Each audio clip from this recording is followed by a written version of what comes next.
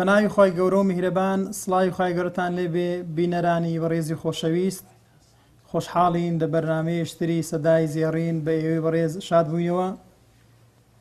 خۆی گەورە تاعات و عیبادەتی هەموو لایە قبوڵ بکە لەو مانگە پڕخێر و بەرەکەتە لە مانگی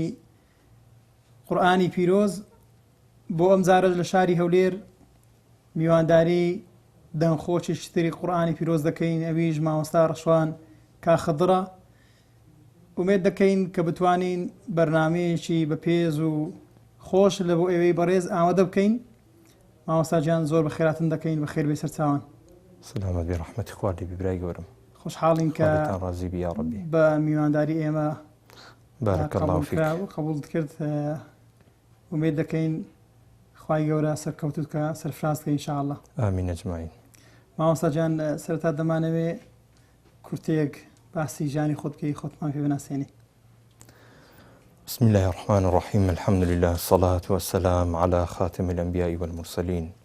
محمد صلى الله تعالى عليه وسلم وعلى آله وأصحابه وأتباعه وأحبابه إلى يوم الدين سرتا دەست خۆشیتان لێ دەکەم لۆ ئەو دیدارە جوانە لۆ ئەو مەجلیسە قورئانیە خوای گەورە ئەو مەجلیسە پڕ نور و بەرەکەت کە ئینشاءالله بیکاتە توێشی قیامەتمان ناوم ڕەشوان کاخدر سابڕە دانیشتووی شاری هەولێرم مالی 1970 1970 لەدایک بووی 1970 لە گەڕەکی مفتی لەدایک بوویمە قۆناغەکانی خوێندن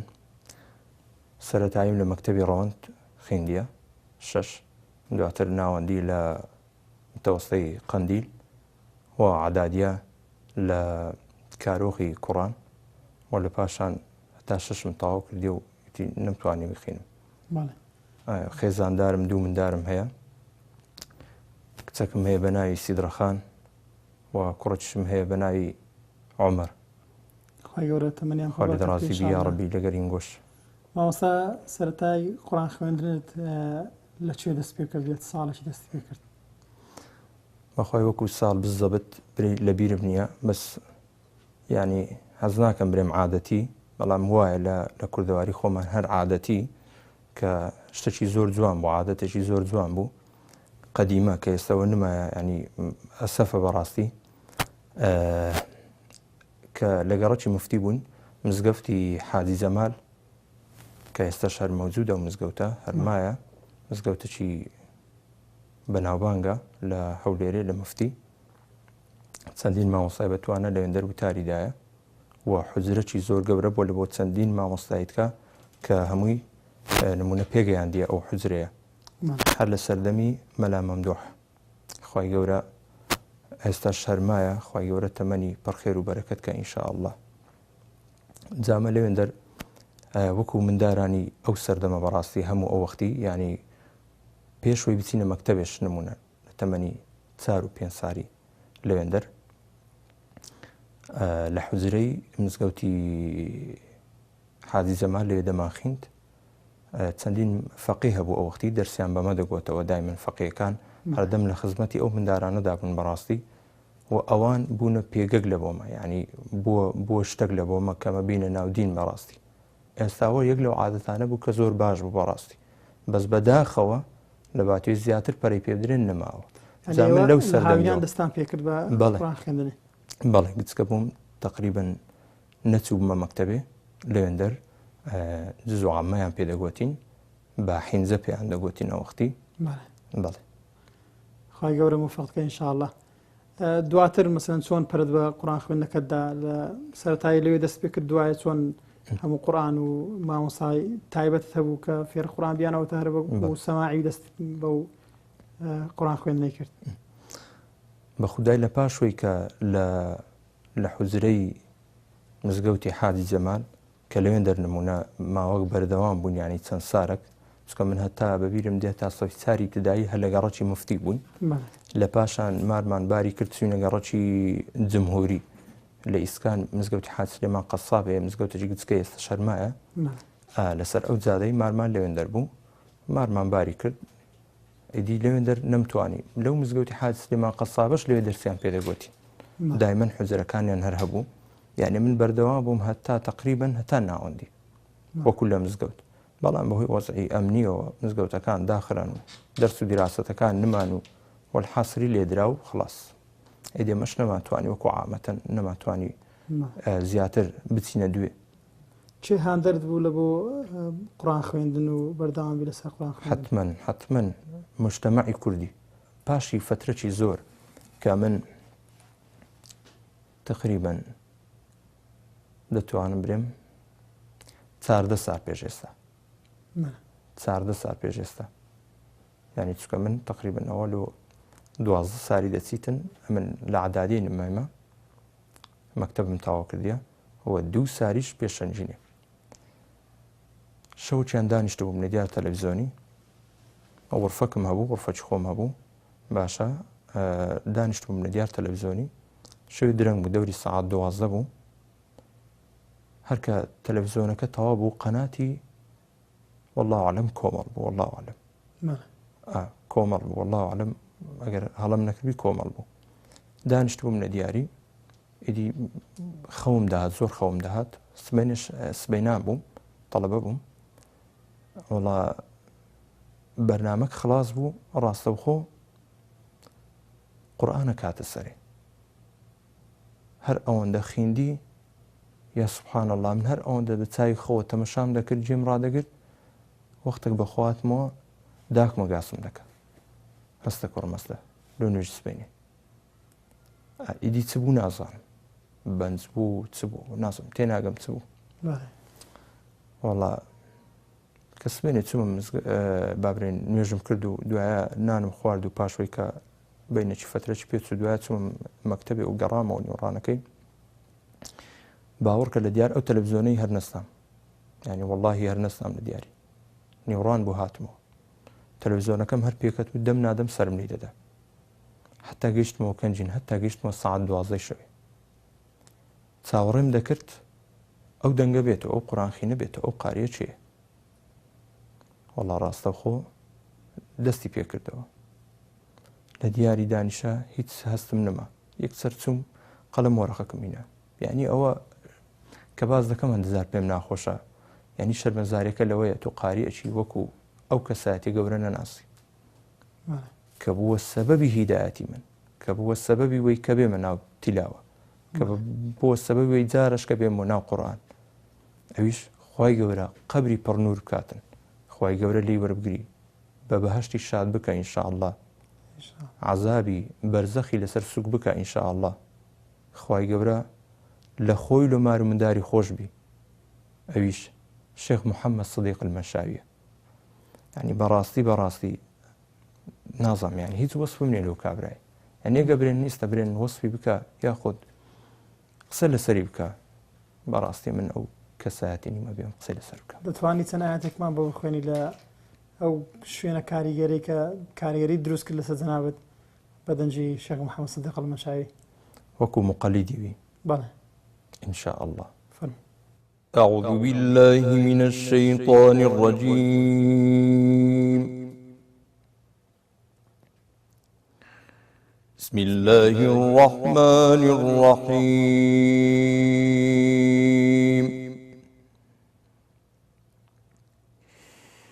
تبارك الذي بيده الملك وهو على كل شيء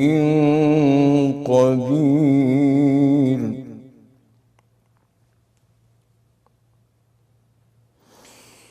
الذي خلق الموت والحياة ليبلوكم أيكم أحسن عملا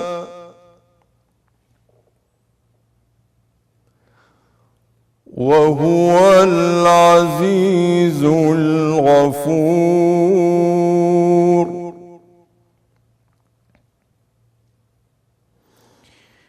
الذي خلق 7 سماوات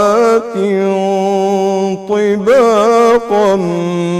ما ترى في خلق الرحمن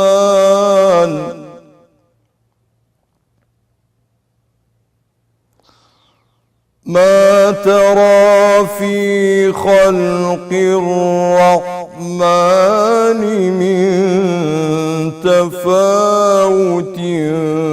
فارجع البصر هل ترى من فطور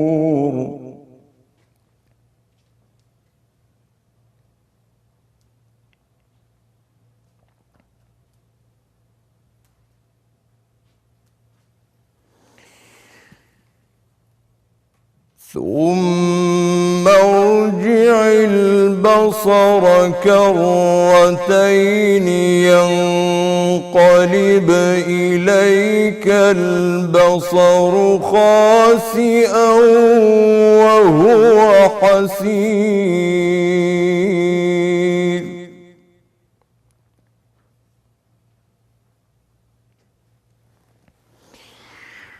ولقد زينا السماء الدنيا بمصابيح وجعلناها رجوما للشياطين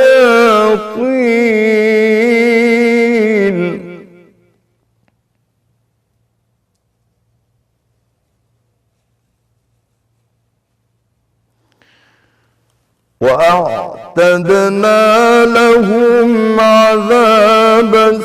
السعير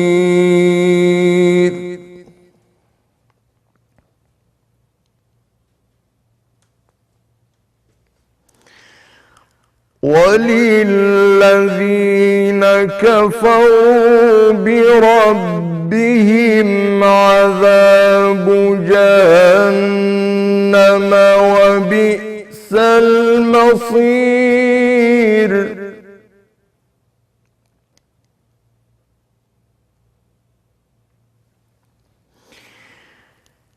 إذا ألقوا فيها سمعوا لها شهيقا وهي تفور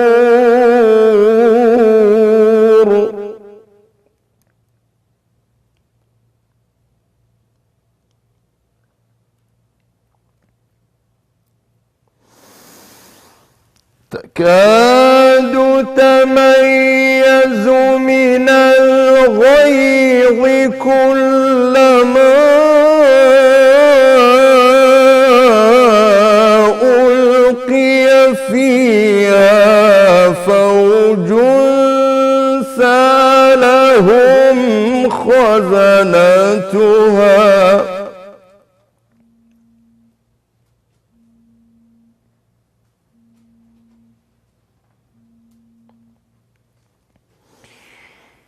كلما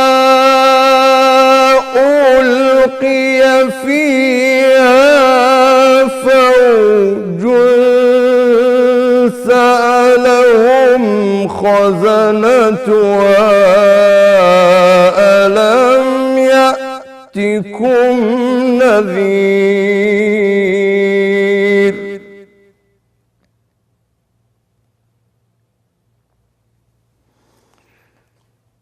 قالوا بلى قد جاءنا نذير فكذبنا وقلنا ما نزل الله من شيء إن أنتم إلا في ضلال كبير ئەمڕێک هەیە کە پێی مقنیعم لەو سەردەمەی کە پاش پرسیارکردنی چەندین مامۆستا ینی چەندین کەسایەتی کە پێی مقنیعم ئەویش ئەوەیە نەکردنی نەشاس لە قورئان خوێندن ینی دەنگەکە ناخۆش نەکە قورئانەکەی ناخۆش نەکە بە عیبارەتشکە کۆ ینی ئێستا بینی لە گۆی زەوی تەمەشاکەی هەر بەنی ئادەمەک لە مسڵمان و غێری هەمووی سەوتی خۆشە چونکە خەلق الئینسانە فی ئەحسەنی تەقویم بەڵگەی لەسەروی بەڵێ یعنی خوای گەورە ئەو سەوتەوە بەهرەی دایتە هەر هەمووان بەڵام لە من زۆرتر لە تو کەمتر لەوی زیاتر لە من کەمتر لە کەسەش کە زیاتر لە من ئەوە خوای گەورە وهو الذي جعلكم خلائف الأرض ورفع بعضكم فوق بعض درجات ليبلوكم فيما آتاكم يعني لبرتي يعني أو تناقص أو زيادة كمية أو بشكل من زياتر بشكل كمتر أو شرحة وادكاتي وادك أما تواكر يكتر بين ما إسا نمونة لسر بابرين إسا الصوتي من بيزة باشا واتە سەوتەکی لە کوردەواری پێدەرێن گڕە سەوتەک هەیە نمونە لەوەی کە لە بواری ئەوەی کە بابرێن نمونە ئیفێکتا توانێت کە ئەو برانەی پشتکامیری باشتر دەزانن پێدەگوترێت تڕێبل ئەوانەی کە سەوتیان نزمە یاخود تیژە بە کوردەواری دیسانێک زیقە جا سبحان الله کە جێ ڕادەگری هەر یەکە و لەزەتە چ خۆی هەیە ئێستا نمونە ئەمن حەزم نمونە بابرێن نمونە حەزم بە سەوتی نمونە تیژ نییە حەزم بە سەوتەکەی نییە ینی بە شێوازەکەی نە پەنا بەخوای دوور لە مەقامێ من غەڵەت دەکەم ئەگە برم حەزم لەو کەسەی نیە یاخود لەو شێوازە بەڵام ئەدەبن چکە بێئەدەبیە بەرامبەر قورئان بابەتەکە لێرکوانە لە چیە لەوەی کە ئەمن حەزم لەو شێوازەی نیە یاخود لەو نەوعە دەنگەی نییە کە لە بۆم لەگە تەبیعاتی من ناگونجێ وەیەشکە هەیە حەزی لێتی کەواتە مانایەوە نیە لە شانی ئەوە کەم بکەینەوە هەمووی دەنجی خۆشە جا بێنە سەر ئەو قەزەی کە پێی دەگوترێ مەقامات ئێستا ڕەنگەم بەخۆشم پێی برێ مەقامات بەڵام چی ئەو دەستەواژەیە لۆ بەکاردێتن بەڕاستی زۆر جار لازمە ئەوها بەکاربینی چکە تا بەرامبەرەکەت تێبگات چکە ئێستەمە کە باز دەکەین دەڵێن مەقامات یەکسەر فکرمان لە بۆچی دەچی ئالەتی پەنابەخوای مۆسیقا وایە لە بۆ گۆرانی کە ئێستا یعنی من هەتا سەر ئێسکم دژی ئەوانەمە بەڕاستی یعنی دوور لە مەقامی قورئان حەز ناکەم بەڵام ئەوە لەوەی مسڵمانان لەوەی تاکید بن شەیطان فێری لەوانە کردیە فەزەیەنە لەهم الشەیطان ئەعمالەهم شەیطان ئیشەکانی لێ ڕازاندینەوە و فێری لێکردن و هەری خەرەتاندینە ئەوش دەگەڕێتە سەرەوەی چی مخلیص نینە بەڕاستی ئیلا عیبادەکە منهم المخلصین یعنی ئەوانەی کە مخلیص نینە لێرکوانە شەیطان فێریان لێ دەکات دێت چ دەکات ینی پەنا بەخوای من حەز ناکەم و لە شاشەی باسکەم بەڵام هەندێک شتەیە با خەڵک بیزانی با ئەگەر قسەکەی نمونە ڕەشوانیان پێ باش نەبوو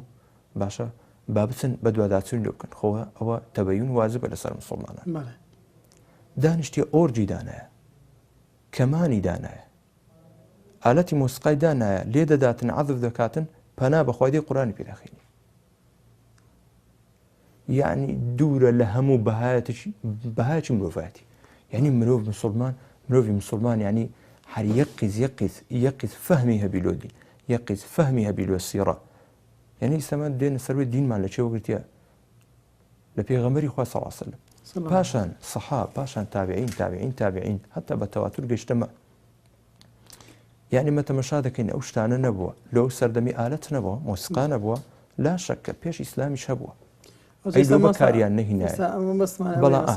قورئانی مەسەن ئەوەی کە بەکاردێ مەسەن بۆ نمونە خوێندنی بەشێک لە قورئان بە ئاوازێک کە وش تازە باز کرد ناسەر بۆی خەڵک تێبگە بە مەقامی باز دەکەین مەسەن لە بۆ نمونە مەقامی بەیاتە سەوایە یان گۆڕینی ئەو شێوازانەیە یعنی خەڵک فێرکردن بۆ شێوازە قورئانی بۆ شێو جوان بخوێنێ یعنی مەبەستمانەوەیە کە باس کرد دەنگەکە نەشاز دەرنەچێ قورئانەکە بە شێوەیەکی جوان بخوێندرێ بەڵێ سەرەتا پێم وتم یعنی خەلق الئینسان فی ئەحسەنی تەقویم هەمووی بڕاندیتەوە کەس نییە دەنجی ناخۆش بی بەڵام کوو بتوانین بەکاری بینین هەموو کەسێک خۆی گەورە عەقلی دایتێ بەڵام کوو بتوانی ئایا کوفر هەڵبژێری یا ئیمان ئایا مندار لۆلی ناگیرێ کاتێک دەرێکا کە مندارە لە کوردەواری دەرێکا کە تەواو مندارە لێی ناگیرێ باشە لۆ نازانی گەرم و ساردی لێک ناکاتەوە هەتا فێری بڤەی دەکەی ئەو بڤەیە زۆری دەوێت پێویستی بە تەدریجی تەمەنوەیە وایە جا ئەمەش هەتا ئەو کەسە خۆی دەبینتەوە ئەوە دەیەوێ بەڕاستی ئەو جا ئایا ئەگەر خوای گەورە ئەو فەهمەی پێبەخشی بیتن کە بتوانی بێ بە سەریحەکەی وەری بگریتن دووربی لە هەموو ئەو خوڕافیاتە ئەو بیدعانەی کە دەکرێت ئەوە بارەکە الله ئەگەری جناخوای گەورە ئەمن و ئەوانیش هیدایەت بدە ئینشاءالله هەمومان هیدایەتدا و دینی خۆیمان بەڕۆنی پێپشان بدە و ئیستقامەتمان پێ بەخشی ئینشاءالله و عاقیبەت خێرمانکە دوور و درێژ نەبتەوە بابەتەکە کەمە نمونە باسی ئەو مەقاماتانە دەکەین دەرێن کاکە هیچ فەرقی نییە لەگەر مەقاماتی قورئانی با زۆری فەرقە ئێستا من نمونە باسی ئەو مەقاماتانی قورئان دەکەین لێرکوانە نمونە دەبینین دەرێن نمونە نەهاوەند بەکارهاتیە ئەگەر باسی نەهاوەند بکەین بێ زەحمەت نەهاوەند چییە زارێ هەر لە ئەسڵدا نەهاوەند شارەکە ناوی شارەکە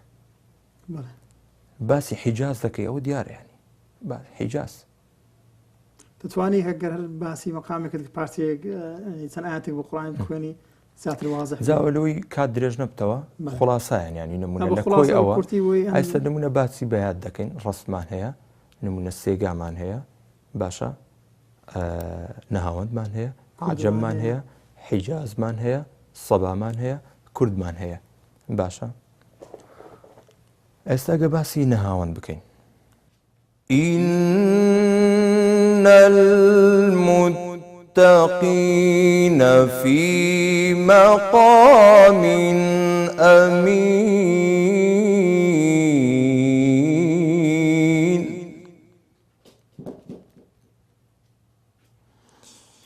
في جنات وعيون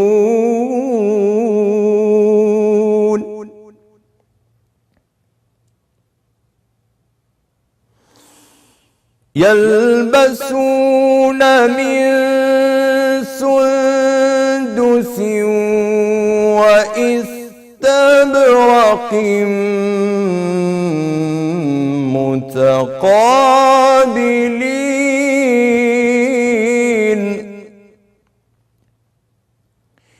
كذلك وزوجناهم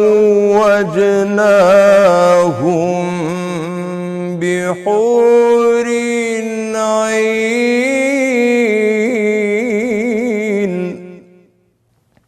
أو كن نمونك ما شاء الله لسر نمونة نهاوند بله مامۆستا نەهاوەند بۆ شێوازی کە ئێستا وەکو بە میسری مەشهوریان بە تیلاوە مەشهورە جیاوازە لەگەر شێوی خێرا تەرتیل بەڵێ ئەمە گەر بین باس لە نەوعیەتەکانی خوێندنەوەی قورئانی پیرۆز بکەین تیلاوە بەعام ئەگەر معلومی جەنابتە خوای گەورە لە قورئان دەفەرمێ وەڕەتیل القورئانە تەرتیلە ئەو تەرتیلە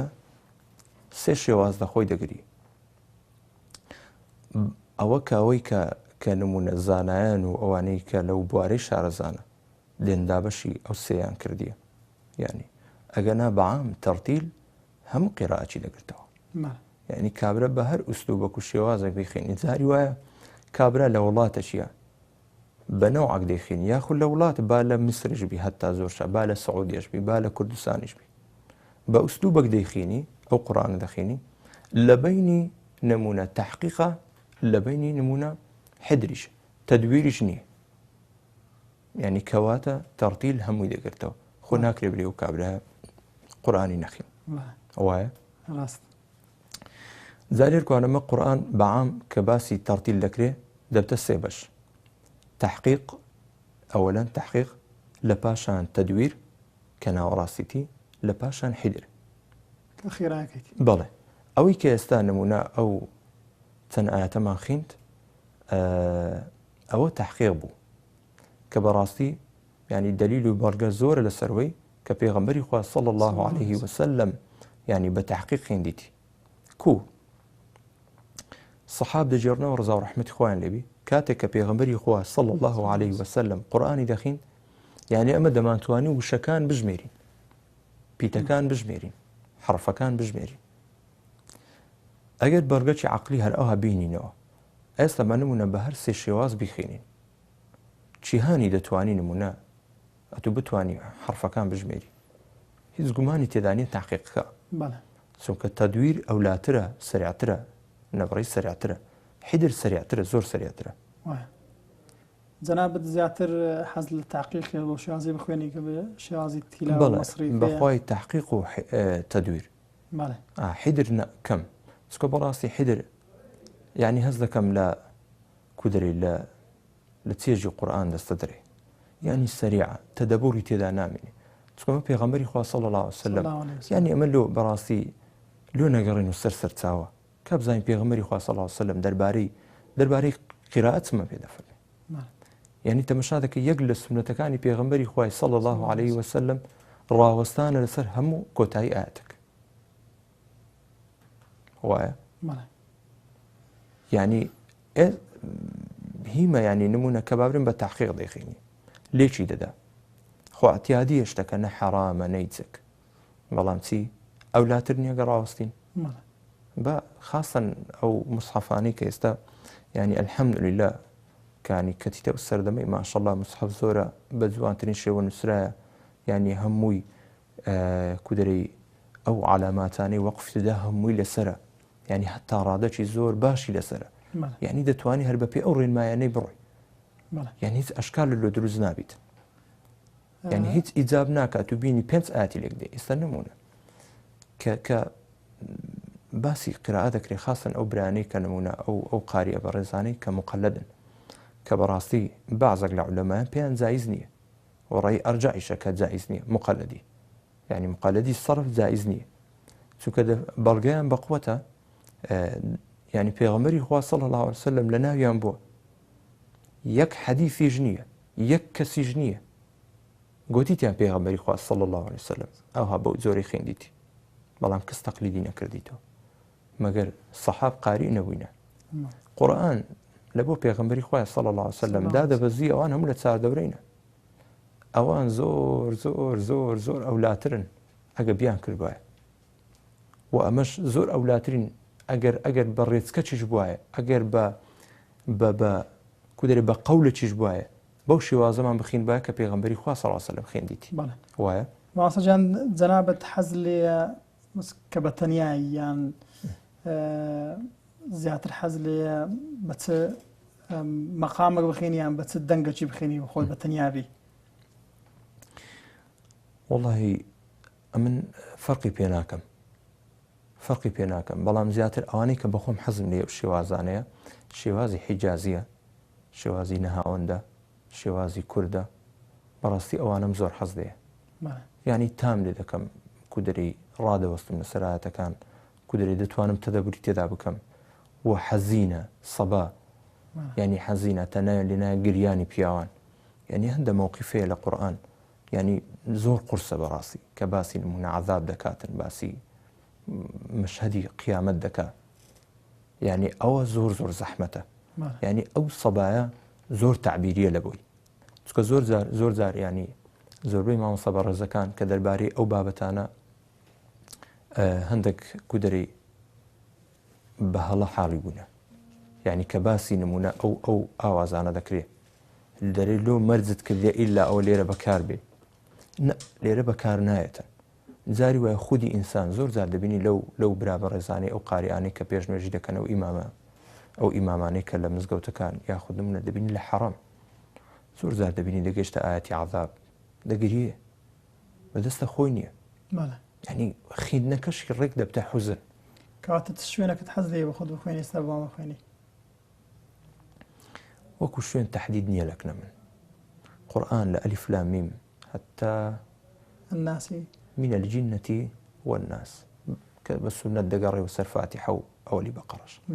یعنی جارش کە تکرار بتەوە یەک جێنیە برێم پەنا بەخوای من غەڵەت دەکەم کوفر دەکەم پەنا بەخوای گەبرم حەزم لە جێیەکە لە جێیەک نییە نابەز مەسەلەن شوێن هەیە کاریگەری بزەبت لا شەکە ینی زۆر جێ هەیە زۆر دەیرێمەوە نمونە بەردەوام ینی نمون دەیرێمەوە بەوەستم بەوێ منش بە خودای ئاەتی کەونی زۆر حەزم لێتی ینی زۆر تێکردە بم لەگەری ئەو ئاەتانەی مەشهەدی قیامەتن مەڕاستی ینی پێم خۆشترە ینی ئەوان بخینم نەک ئەو ئاەتانەی کە فەڕەحن چکە خۆ فەڕەحەکانی شەمووی هەر ماشەڵڵا ینی بەم وعدی خۆیان وعد اللهی حەق زمانی تێدانێ لا ڕیبە فی بەس ینی لۆ تەسکیە و تەذکیرەی خۆم پێم خۆشە زیاتر ئەو مەشهەدانە بخینم کە باس لە قیامەتە كلا إذا بلغت التراقي وقيل من راق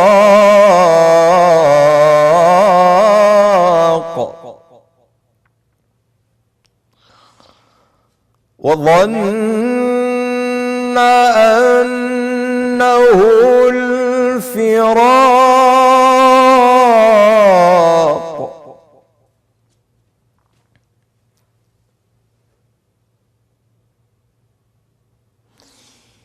والتفت الساق بالساق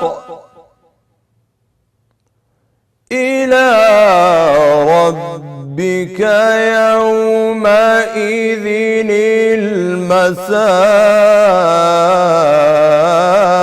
المساق كلا إذا بلغت التراقي وقيل من راق وظن أنه الفراق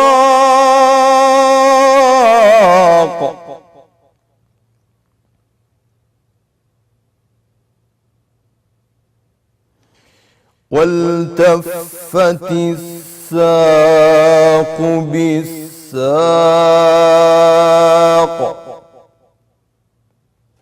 إلى ربك يومئذ المساق.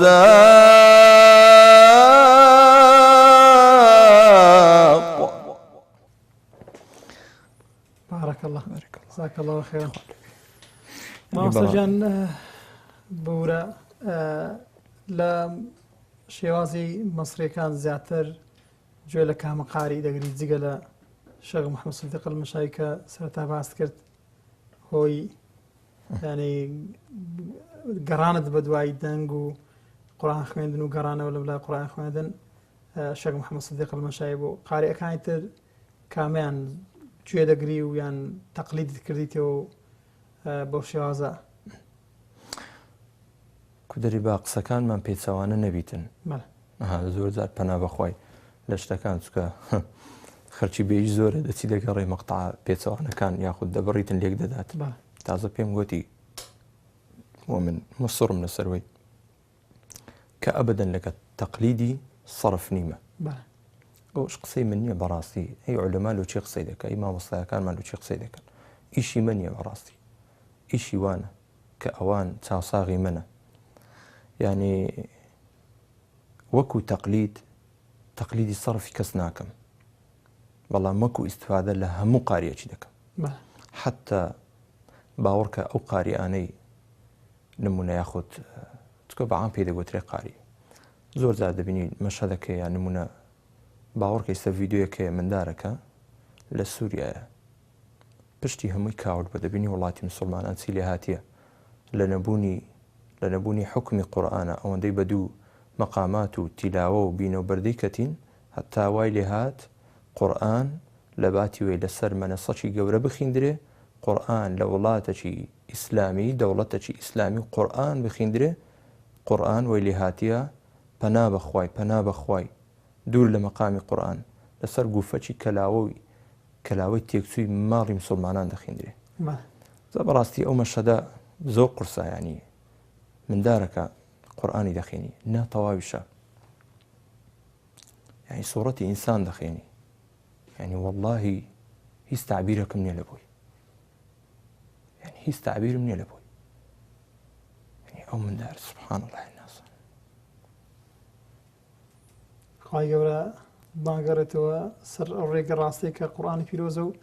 کار بە قورئانی بکەین ئینشاءالله. مامۆستا جان لە قورئان خوێنە میسریەکان ئەوانەی کە زیاتر گوێبیستیان دەبێت گوێیان ڕادەگری کامیان؟ وڵای تازە باسیشم کرد، گوتمە من بێ جیاوازی گوێ دەدەمە هەمووان، یعنی هەرچی کەلامی خۆی بخینی جێدەدەمە هەمویان ئیلا مەگەر بزانم زۆر بیناسم یعنی بزانم کە نمونە بازرگانی بە قورآن دەکات شەیتان فێری لێ کردیە تەواو بەڕاستی زەرەرشی بە کۆمەلگا و بە مسڵمانان گەیاندیە ئەبەدەن جێنێ ڕاناگرم ناوەڵە بەڵام وەکو عام جێ لە هەمووان ڕادەگرم ینی ناتوانم تهدید کەم ینی ئەوە مەدرسەکان زۆرە نمونە مەدرسەی بەشاویە مەدرسەی عەبدولباستیە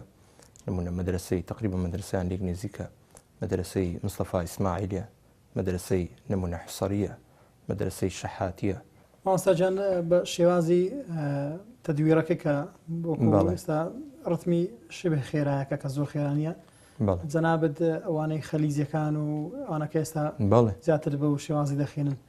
زیاتر گوێ لە کامە قاریئی دەگری یان مەسەلەن ئەوەی کە بخوێنی بە خۆتیان وەکو ناوە تەقلید بکرێتەوە هەندێک جار زیاتر بە کامیان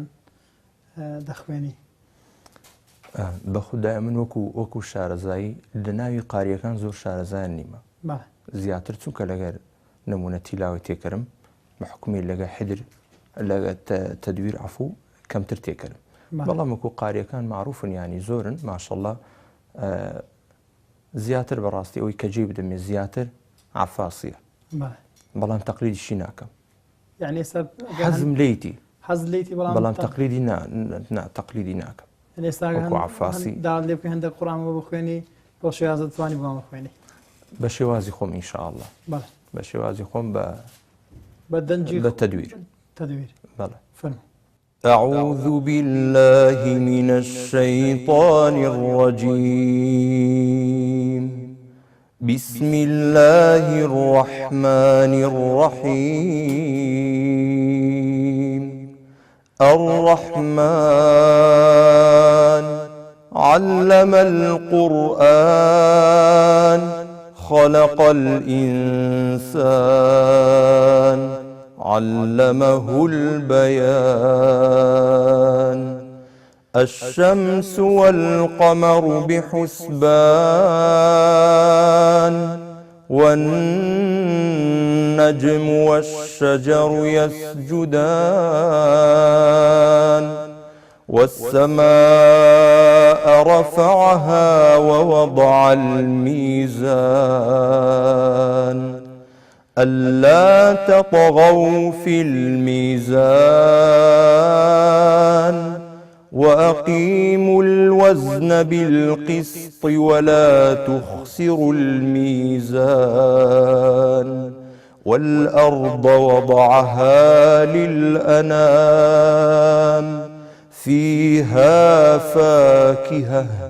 فيها فاكهة والنخل ذات الأكمام والحب ذو العصف والريحان فبأي آلاء ربكما تكذبان خلق الإنسان من صلصال كالفخار وخلق الجان من مارج من نار فبأي آلاء ربكما تكذبان جزاك الله خيرا وجزاكم خواهی گەورە ئەو دەنگت هەروە پڕ زۆش خۆش بارك الله فيك خواهی گەورە ئیستقامەتمان پێ بەخشی خواهی گەورە ئیخلاسمان پێ بەخشی خواهی گەورە عاقبەت خێرمان کە خواهی گەورە فەهممان زیاد کە جەهلمان بە دوور کە ئینشاءالله مامۆستاجان لەگەر قورئان خوێنە عێراقیەکان گوێگرتن و تەقلیدی ئەو قورئان خوێنە عێراقییانت کردویان خوێنیت بەو شێوازەی عێراقی خوێندیتم بەڵام هیچ کات ئەوەندە زۆرم نەخوێندێ کە بتوانم بگەمەوە ئاستا ڕەشوان بتوانێ عێراقی بخوێنی چونکە عێراقی مەدرسەکی زۆر گەورەیە بەڕاستی شێوازێکی زۆر تایبەتە شێوازەکە بەڵکو زۆر فراوانترە لە میسری لە ئەوەی کە بە خۆمان دەرێ خەلیجی بەڵام سعودی زیاتر مەشهورە لە بە حکمی حەڕەمەوە گەنا بەخۆی خەلیز بەعام بەو ئوسلوبەی دەخینی. عێراقی بەخوای تاکە قاری هەیە سبحان الله کە پێی معجەب بم بە دەنجی شێخ وەلید ئیبراهیم بوو، ئەویش هەر نەم دەزانی مایە یعنی قەدەری خوای گەورە لەگەڵ چەند برایەکی والله عالم ساری 2014 بوو نە 13 بوو 13 بوو والله عالم چوینە تەهران پێشبڕکێکی قورئانی بوو بە میوانداری چوبووین لەوێن دەربرایەکمان توش بوو کەسێکمان توش بۆ هیچ متەسابق بوو هاتەوە بەشدار بوو گوتی ئەمن جیرانە چیمە خزمی ماری وەلید ئیبراهیمیە شێخ وەلید ئیبراهیمیە ئەمە باسمان کرد گوتمان لوتمە مایە و زەلامە گوتی ئەدی مایە لە ئوردن دەژی وەڵا قەدەری خوای گەورە زۆر دڵم پێخۆش بەوە دەمیە ینی زۆرم پێخۆش بوو بەس خەڵک بە عامنی دەزانی مایە هەروەیان دەزانی مردی ئێستاش ینی هەتا بەو دوایی لەو چەند ساڵی پێشتر وە بوو قەدەری خوای گەورە وا بوو کە هاتە کوردستان و شەرەفمەند بووم بە دیداری ئەو قاریە گەیشتمە خزمەتی و مەحفلەکی تایبەتیش ڕێکخرا شەوەکی تایبەت بوو ینی کۆڕێکی قورئانی تایبەت ڕێکخرا لە بۆ من و لە بۆ شێخ وەلید ئیبراهیمی بەڕاستی ینی لە بۆ من زۆر خۆش بوو ینی من لەگەڵ قارێکیەوەها بەتوانە لەگەڵ قارێکیەوەها متەمەکین و ناسرا و ینی دابنیشم لەسەر یەک مەنەسە قورئان بخینیم پێکەوە ئەوەش هەر گەورەی قورئانە کە کودەری کۆمان دەکاتەوە لە ماڵێک لە ماڵەکانی خودای گەورە. دەتوانی ئێستا هەندێک زیاتر ناو خۆمان شێخ وەلید ئیبراهیم بە سوورەی یوسف مەشهورە کە بەڕاستی زۆر کاریگەرە دەتوانی هەندێک بخوێنی لە سوورەی یوسف یان سوورەتێکی تر بە دەنجی وەلید ئیبراهیمی وەکو خوێندن کێشەم لێ دەتوانم چەند دوو ئاەتیش بی دەتوانم بخوێنم بەس چییە نەبتە بابی وەی بنێن نمونە تەقلیدم کردەوە چکە من نازانم تەقلیدی کەم بەڕاستی شێوازێک بەوی وسییان بە خوددایە گەبری شێوازێک وەکوی نازانم ینی دەیخینیم بە تەمای خوای گەورە. أعوذ بالله من الشيطان الرجيم بسم الله الرحمن الرحيم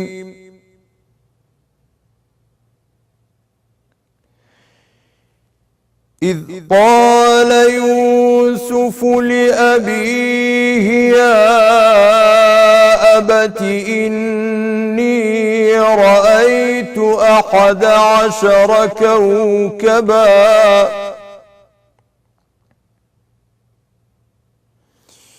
يا أبت إني رأيت 11 كوكبا والشمس والقمر رأيتهم لي ساجدين.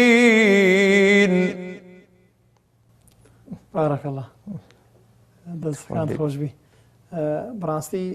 خوێندنی عراقی یعنی زۆر کاریگەرە دەنگەشکی زۆر خۆشان هەیە زۆربیان بە تایبەتی ئەوانەی کە وەکو شێخ وەلید ئیبراهیم و حافظ ئیسماعیل و ینی ئەو دەنگە ناوازانە زۆر کاریگەرن ینی بەخدا من ینی وەکو باسم کرد ینی ئەمن ئەو کەسە نیمە بێم عێراقی بخێنم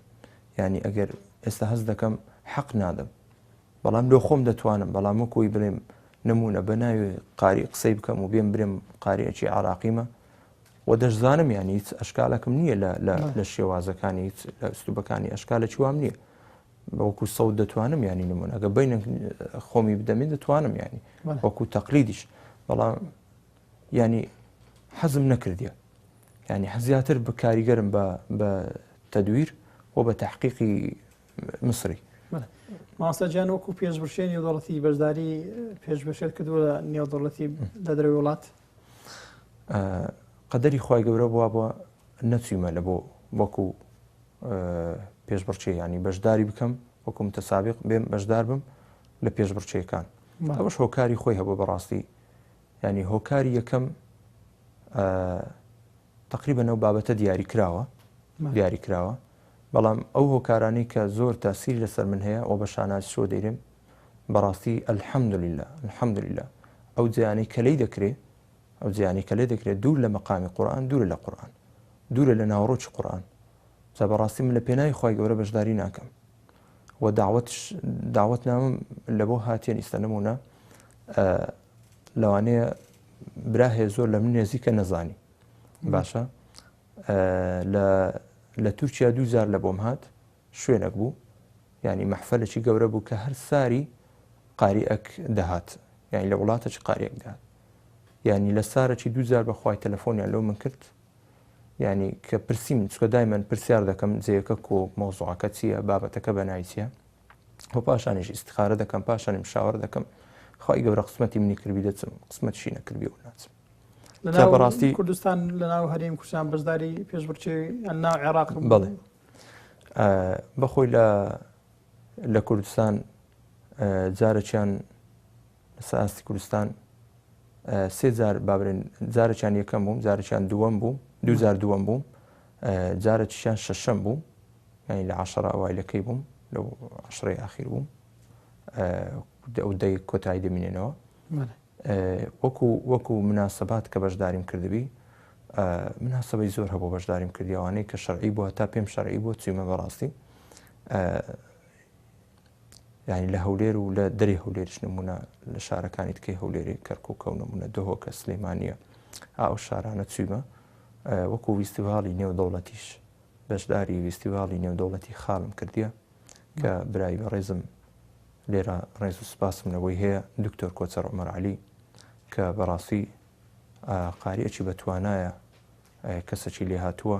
لە بواری تیلاوی مسری و تقریبا ئەو بۆ هۆکارێک سەبەبە کە ئەو نەوع فیستیڤاڵە بێتە نمونە کوردستان یعنی بە دەرەجەیەک ئەو ڕۆڵێکی سەرەکی هەبوو و من هەر لە بۆ معلومات تقریبا من 6 مانگ تەڵەبەی دکتۆر کۆچەری بوویمە لە بوارەکانی سەوتی هەنی ئەکادمی سەوتی تەڵەبەی دکتۆر کۆچەری بوومە ئیسپادەشی زۆرم لێ کردێ بەڕاستی و خی گەورە ئیستقامەتی پێبەخشی ئیخلاسی پێبەخشی بەردەوامی بکاتن و هیدایەتی من و ویش و باقی مسلمانان بداتن دەستەکان خۆشی ماوەسە کاتەکان بەرەو کۆتایی دەڕوە حەزمان لێیە هەندێک ئاەتی قوڕانی پیرۆزمان بخوێنی جاچێ بە تحقیقی یانەوەتە بە تەدویرەکەکە حەز لێیە بەڵێ وڵا پێشوەی کۆتایی پێبینین ینی لەوانەیە قسە و باز زۆر بی بەڕاستی زۆر پرسیار هەبوو دەبایە بکرێ نەکرا نمونە زۆر جواب هەبوو دەبایە بدرێتەوە نەدرایە ئەوش قەدەری خی گەوری هەرەوەندە دەرفەت دەبیتن بەڵام دەمێ لێرکوانە کودەرێ سوپاسنامە بەڵام سوپاسنامە چی کودەرێ پڕ بە دڵەوە ینی لە بۆی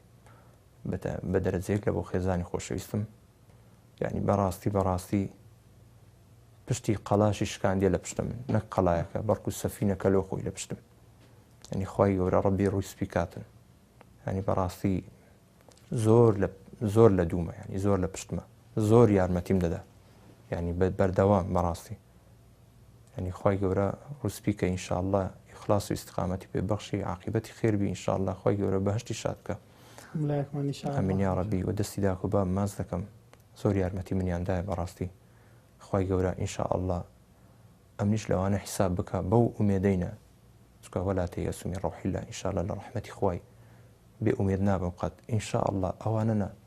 داکو بابی من تازیان لەسەر دەکرێت بەهۆی ئەو قورئانەوە ئینشاءالله. أعوذ بالله من الشيطان الرجيم.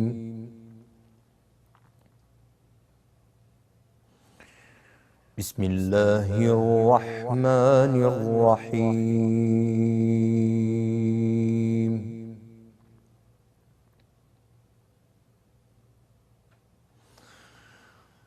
وأزلفت الجنة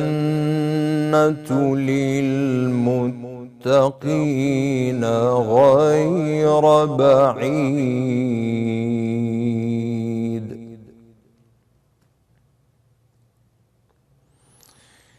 هذا ما توعدون.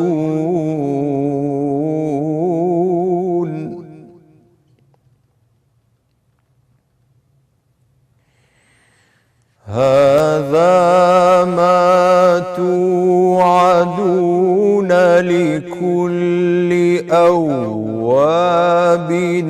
حفيظ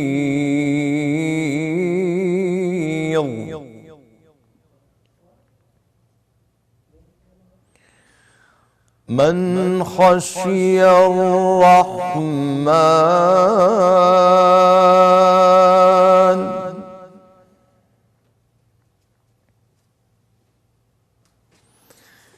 من خشي الرحمن بالغيب وجاء بقلب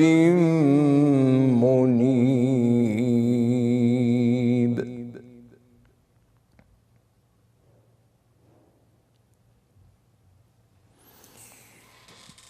وأزلفت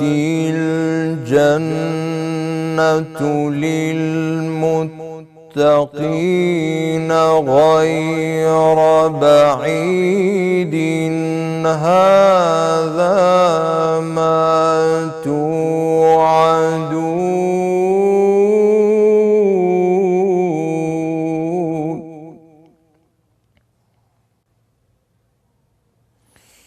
لكل أواب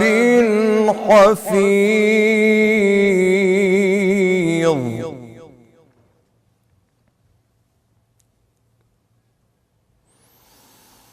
من خشي الرحمن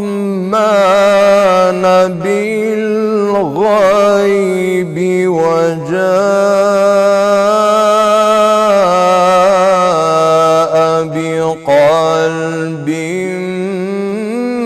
منيب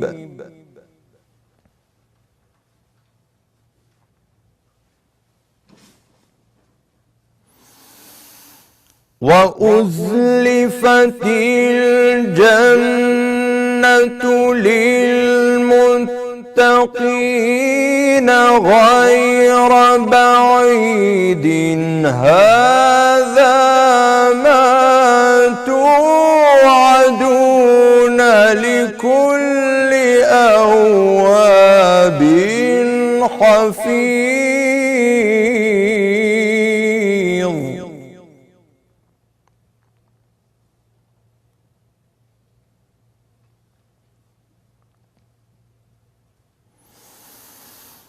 من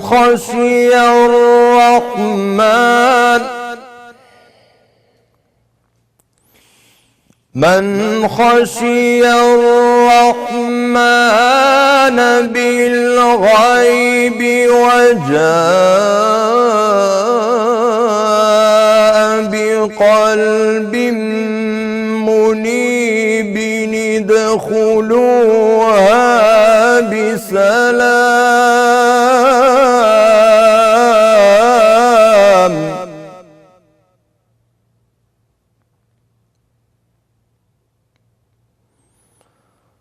ذلك يوم الخلود لهم ما يشاءون فيها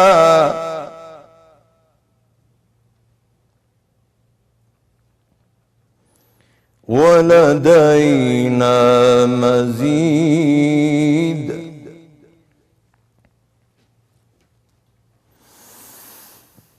بسم الله الرحمن الرحيم لإيلاف قريش إيلافهم رحلة الشتاء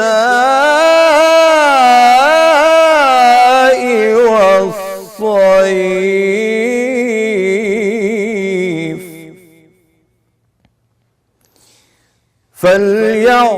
فليعبدوا رب هذا البيت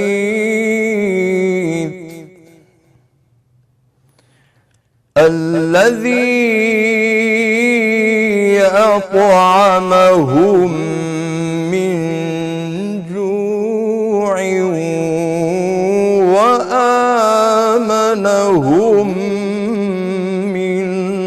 الخوف. جزاك الله خيرا. وجزاكم خی الله گەورە فيك. پاداش داتەوە. بارك الله فيك. خی گەورە موفق و سەرکەوتکە ئینشاءالله. خۆشەویستان بەو ئەندازەیە دێنە کۆتایی هەڵقەی ئەمجارەی بەرنامەی سەدای زێڕین. زۆر سوپاسی مامۆستا ڕەشوان دەکەین کە ئامادە بوو لە بەرنامەکەمان. هیوای سەرکەوتنی بۆ دەخوازین. إن شاء الله. خی گەورە موفقی دنیا و قیامەتکە ئینشاءالله. آمين يا ربي. خۆشەویستان تا ئەڵقەیەشتر بەخوای گەورەتان دەسپێرین هەر شاد و سەرکەوتوو بن. وەسەلام عەلەیکم وەڕەحمەتوڵڵاهی وبەرەکاتوه.